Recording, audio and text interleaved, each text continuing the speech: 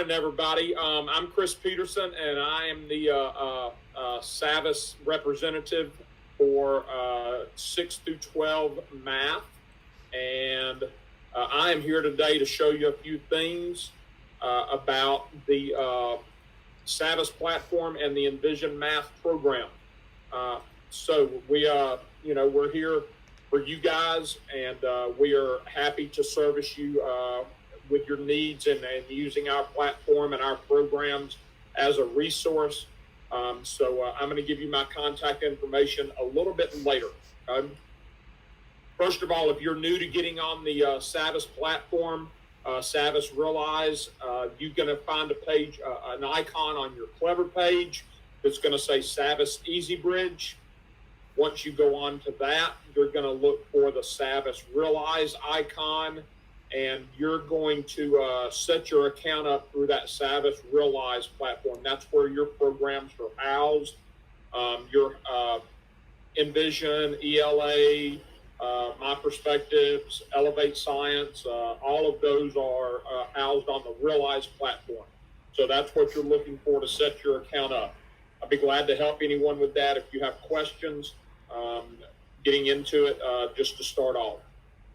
Found a neat study about homework and math, parents helping kids with math the other day. The study found that parents can do 1/3 of their kids' math, but struggle with the other 3/4 of the homework. So I thought that was a pretty interesting stat showing where our parents stand right now with their math abilities. So keep that in mind as you're assigning homework and looking at your students' work if their parents help them with it. So anyhow, we're going with that. Today, I want to talk to you about the tools that are available for students and for teachers to use in the enVision program. I'm here at my Realize homepage, and we're going to go to Browse to get to all of our programs. And I've got 3 of them starred as my favorites. You can see the gold stars that I'm going to use today. The first one we're going to get into is I'm going to show you some pieces of the algebra and what the algebra tools would look like built in within a lesson. We're going to go into our table of contents level, and we're going to find topic 6. This may be about where you guys are. I've tried to pick something close to where I thought you might be. And we're going to use lesson number 2, okay, on exponential functions. Alrighty. Now, all the prior stuff is nice in there and to introduce the kids to the lesson, but I want to get into the example. Okay, this example right here, example number 1. When you assign this to your students, okay, they're going to get it in their assignments bar, and I'll show you what it looks like from a student view in just a moment. Well, this is their example right here. Okay, what does the graph f of x equals 2 to the x power look like? Well, it's very nice that they give the students a common error. Okay, they clarify that first. So any common misconceptions or errors are automatically addressed with students. Okay.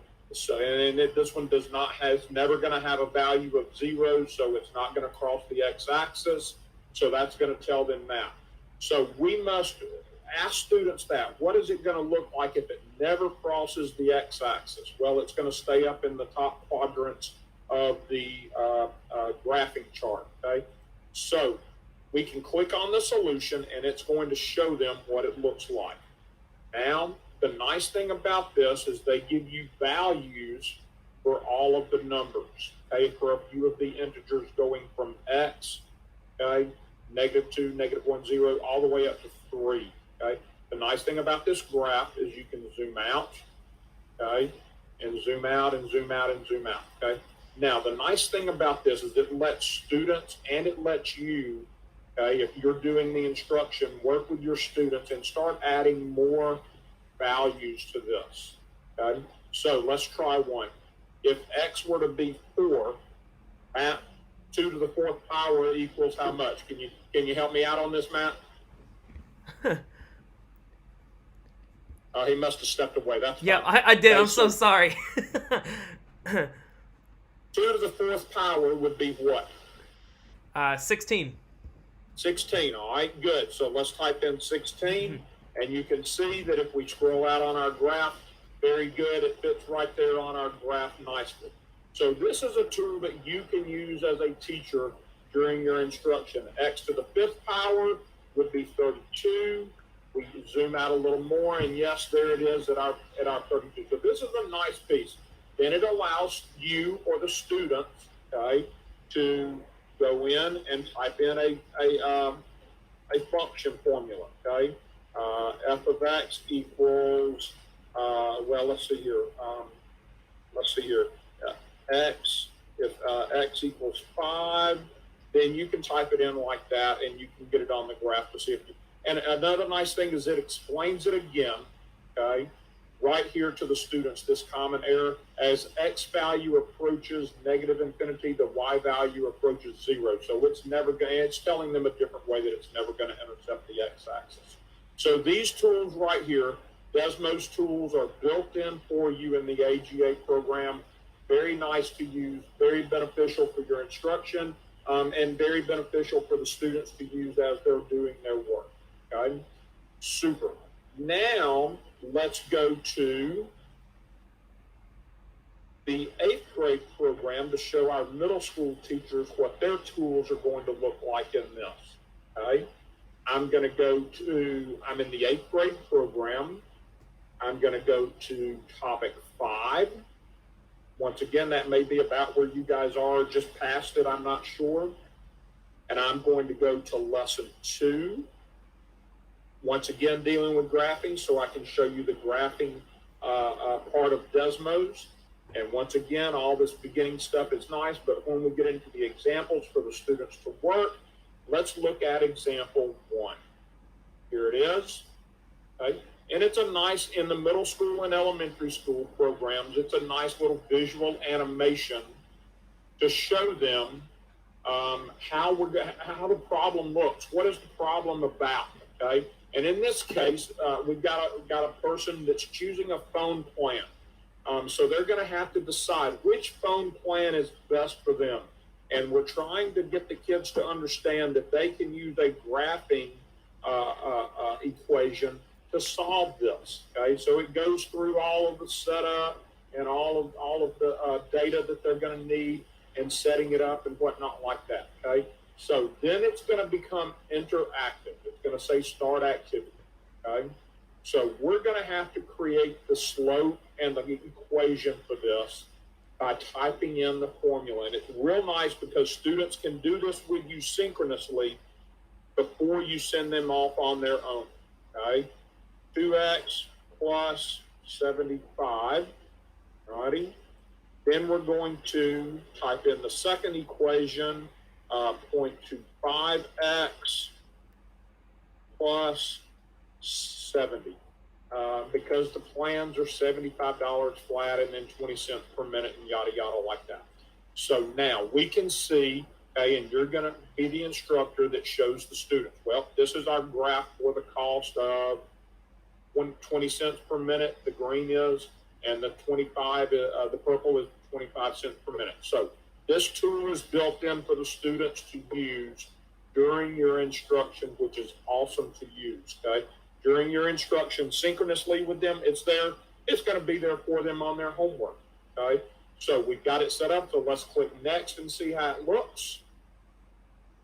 And it goes on to tell them the instruction that you might want to cover with them, or the video will do it, okay? So it shows them how the prices of each phone company compares with the cost and per minute and everything like that. So those tools are built in there for them. You'll notice that it has these pauses, okay? In every level of our program, K through 12, these pauses are automatically built in. These are great opportunities for your formative assessment, for you to get in there and see what students are struggling with, for you to make sure that they're understanding and going forth like that. So those pauses are built in nicely for you. You can always pause if there's a question comes up, of course, just like I just did. But those pauses are built in automatically for you. And it goes forth. Now, the nice thing, we're not done, because there are more tools up here, in the upper right. Students can get to them, teachers can get to them during their instruction, okay? Here's the Desmos pieces that I showed you at the high school, and it's still interactive. But this additional math tools, okay, offers your students many more pieces and many more items to find and use to answer their problems on their page. So this is nice that they can use this and take a picture. Now, notice it opened it in a new tab. Students may freak out and say, where's my work? Well, remind them that it's open in a new tab. These tools are, so they have to go back here to their tools. Let's select a company. I know that A is wrong. Let's select it. I got it wrong. Okay, so company B, there we go. And it's going to go ahead with the conclusion of the video. So folks, those tools in the AGA program and in the 6 through 8 program are there for you guys to use, okay? They're there for you to use, and they're there for the students to use, all right? Awesome. Now, let me show you the next piece that I want to go to, okay? I have assigned, let's go to my class, I'm going to start back, and I'm going to go to my classes tab. And I have made an assignment today. I actually made 2 to my 7th grade class. Okay, I've assigned them the Interactive Student Edition, grade 7, lesson 1, lesson 4.1, and also the Do You Understand, Do You Know How from 4.1, because I want you to see what it looks like from a student point of view. Okay? I've opened an incognito tab, okay, which allows me to be logged in as my teacher self here. And as a student here. So I'm now showing you the student screen, okay? They have the same setup, the browse, the classes, the grades. Here's your classes. This is where they're going to find their assignments. So their assignments today, okay, you can see up here they have tabs, not started, in progress, and completed. The ones that I assigned are already in progress because I logged in this morning to make sure they were showing up. So I didn't have any problems with it. So let's go to in progress. Here you can see that it's in due date order. Okay, you can change it to put the newest ones on top by the students can by clicking this little arrow right here. Now I've got the newest ones on the top. Okay. Because their tools that they're going to have are different for different pieces of the program, okay? First of all, their interactive student edition assignments, okay? If it's interactive in any piece, in any way, okay, they're going to have tools, okay? They're going to have tools that allow them to answer these interactive pieces, all right? And here are their tools right here, okay, that they may want to use for this. These are the tools that they're going to have for this. Okay. The menu is their notebook. They can also get to the notebook down at the bottom right here if they wanted to complete it in their notebook. So on any kind of interactive piece, they're going to have these tools right through here. Let's go to the next page.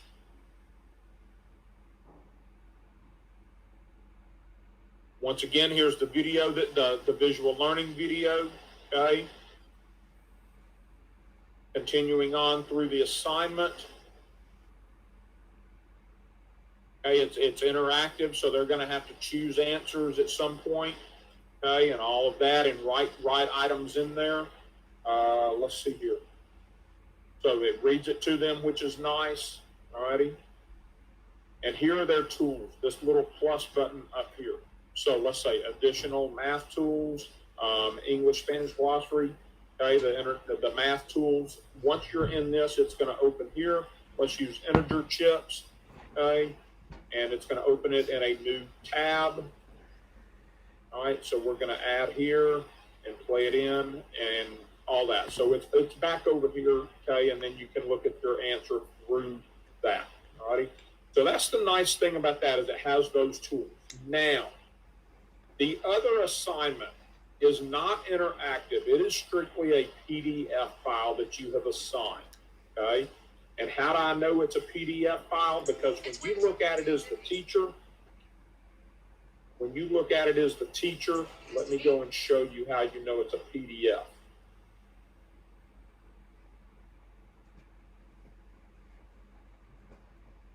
For one, do you know how? Do you understand?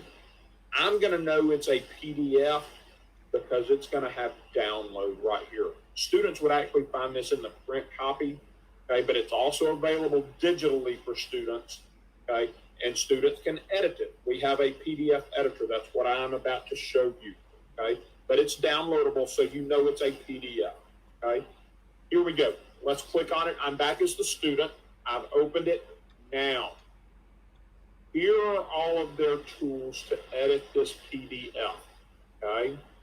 Here are all of their tools. If they have an iPad, they can use a little thing, a pencil to, I can't think of the word for it, to write on it, okay? They also have a text box where they can put in a text box, okay?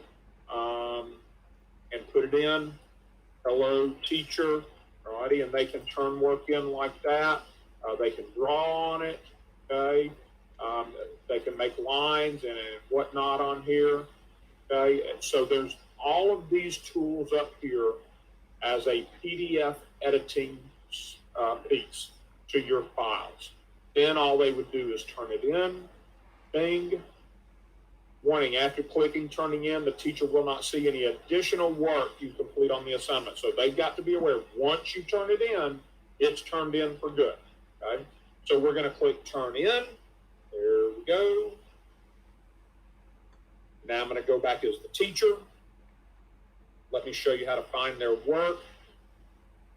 We're gonna go to classes. That's where you're gonna find their daily work. The data is for mastery tests, okay? But classes, we're going to go to the 7th grade class.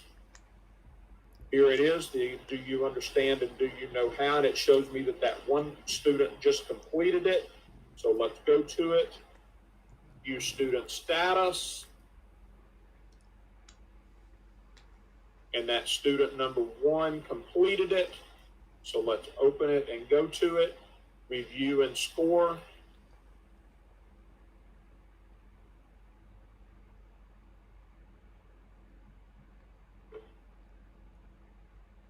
Hello. There we go. Okay. So you can look at it and score it. Say you did none of the work. So there's your nice little 0 you got, just scribbling on it and telling me hello. And it saves the score automatically. Okay. Now, nice thing about it, you can go back and change the score if students, you can reassign it, number 1. Okay. You can reassign it to them and they can complete it again. But it's always going to save the score automatically for you. Okay. And it opens in our assignment viewer. Alrighty. Once again, here are the tools. You can write on it. Okay. You can draw. You can write notes. Whatever you want to do. Okay. Hello, student. So you can make comments on it and everything like that to return it to them. Alrighty. Then once you grade it, it returns it to them, and they will be able to get it. Okay. Nice thing, you can download it right here. You can say, Mr. and Miss Peterson, Chris is not doing very well in his work. Here's a sample of it. There we go. Please have him do his work. All righty. Okay, let's see, where am I? I've gone through the PDF tools and the other tools that are available. Jamboard, using Jamboard. This is a great opportunity when you're doing this instruction to incorporate the Jamboards into these examples that students are doing and items like that. So that's there for you. And those are the tools that are available to you guys as the teacher and as students that they have to use. Now, I want to jump ship for a moment, and I want to go into another area. We get reports about the usage data of our programs there in JCPS, and I wanted to share some exciting news with you, okay? We have been looking at it, and each week we can get a report. We ask our managers to run them, and they go through it, and we look at it and see what's trending and see what's going on. And I have some nice news, and I think everyone is on the correct path, okay? I'm going to go to the 8th grade program now. There are a lot of pieces that are really nice to use, okay? That are really nice to use. I tell you what, let's go to the 6th grade program because I've used 7th and 8th already. So let me go to the 6th grade program just to be fair. There are a lot of pieces that have been used quite a bit according to our data, and let me show you some of them and what they can do. Okay? Some of the pieces that have been used, okay, are the visual learning, okay, those examples, okay, because students can get to these after you assign them. This little icon right there, it's hidden from your students until the teacher assigns it. But they, once assigned to them, they can always get to these examples. They can get to it synchronously with you or asynchronously when you're not there. They always have access to them once you assign them. Folks, you can assign multiple examples at one time by clicking in the green boxes over here to the left and then scrolling back up to the top and saying assign these selected 3 pieces. And then you would put in all of your info. So that's one piece that we're finding is getting used quite a bit, which makes us very excited because these can be completed synchronously or asynchronously, okay? The visual learning videos, okay? Another piece that's being used quite a bit is this section on practice and problem solving, okay? And the part that's being used a lot are these Math Excel activities. Let me share with you the excitement about these. There's a Math Excel for practice and problem solving, additional practice, okay? Then if you scroll down, there's even a Math Excel part for enrichment for our students that need that push, that enrichment opportunity. So the nice thing about these Math Excel activities, wow, is that when students are working on this without the teacher there, they can always use this blue box for question help, right? They can go back and they can look at an example. They can get help solving it. They can watch that instructional video again. They have the math tools again, okay? So this is another piece, this Math Excel, that can be implemented synchronously or asynchronously. So we're excited to see that many, many teachers are using this. Then the last piece I wanted to show you that we're excited about you all using is the Assess and Differentiate section, okay? Because it offers, once again, a piece for remediation, this reteach to build understanding. It offers a piece for additional vocabulary support, and it offers an example, a piece for enrichment here, and the Math Excel enrichment comes in there also. And I went through last week. You can find my video from last week about the lesson quiz, how to use it and assign it, okay? And it automatically assigns some remediation or enrichment for those students that need it. So that's in my video from last week, okay? It's there for you. So according to our data, these pieces are being used quite efficiently. And like I said, synchronously, asynchronously, it all is terrific to lend itself to those types of learning from our students, okay? Let's see here. I wanted to show you a couple of quick things. Savas has its own YouTube channel with plenty of videos for you to go and watch to learn. Once in our video channel, you can search for the, let's see, let me click again. Well, the search feature is not working right now. But you could search for enVision videos, okay? If you wanted to find them, that's there for you. Also, we have a website, My Savas Training, that you can register for. You have access to it with your the district purchase of the Savas programs, and there are helpful handouts and pieces on there, videos, handouts for you to look on and learn about our programs there.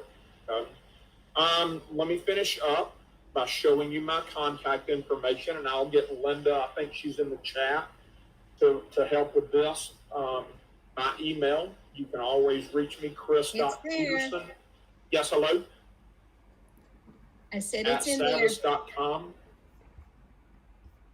Then I have a Cloud HQ calendar where it syncs with my Google Calendar.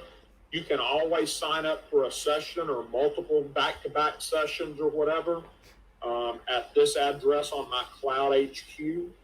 I can work with you as an individual teacher. I don't mind meeting with the entire school, okay, math teachers of the whole school, and go through stuff.